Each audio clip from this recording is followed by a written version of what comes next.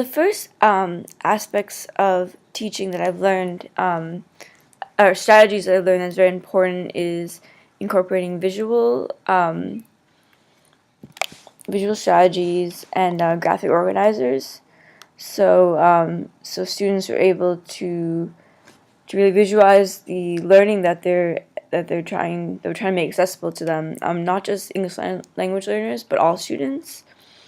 Um, and I also need to really incorporate more than one different type of strategy. I can't stick with just the same thing every day, or else I'm not making my learning equitable.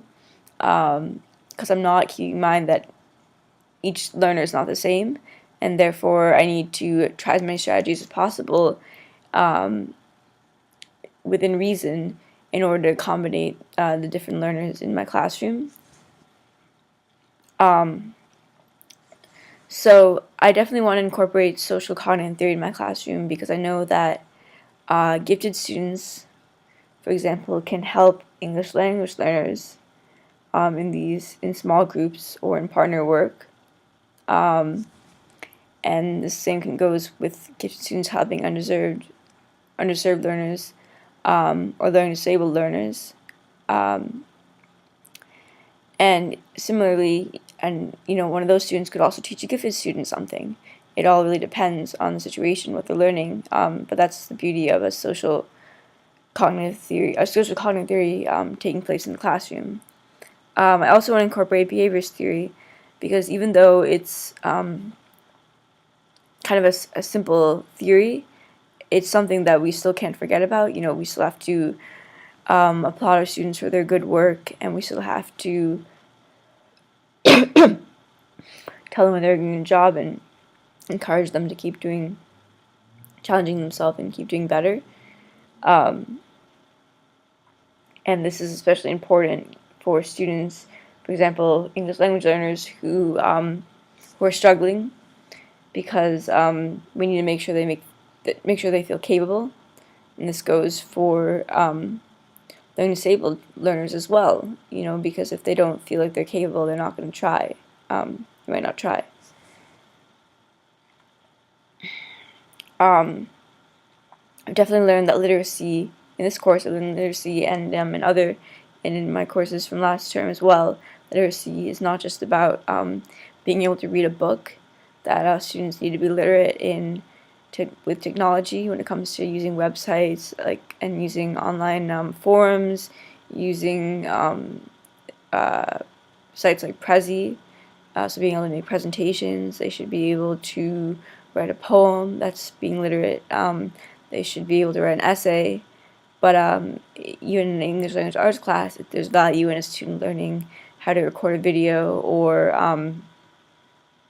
how to even, for example, they can incorporate other knowledge from other classrooms in my classroom. So if they're studying a certain time period in history, they can write a story about that history period, or they could sew their own clothes in the history period. And though that's not writing a story in that case, they're still showing that they learned something there. So I also want students to, that's a great example of social cultural theory, so I want students to incorporate their prior knowledge. And a student would be in that case because they've studied that history period already. But I think social cultural theory is a theory that applies to all people, because we all have past prior knowledge, and so we can use that to our advantage with all kinds of learners. And once we make learning relevant to students, they're more likely to remember that learning and more likely to take it with them, not just have it pass through one ear and out the other. So I think social culture theory is incredibly important also in helping students discover their own voice, which is essential in any class, but in English language arts, especially with writing, discovering your own voice is very important. And so I think it's really essential to helping students finding their own identity and their own voice. But by asking them to reflect on who they are through daily assignments and larger assignments as well, uh, larger summative assessments and smaller formative assessments. So I want to also bring technology in my classroom, not just have students use it outside the classroom and for homework assignments.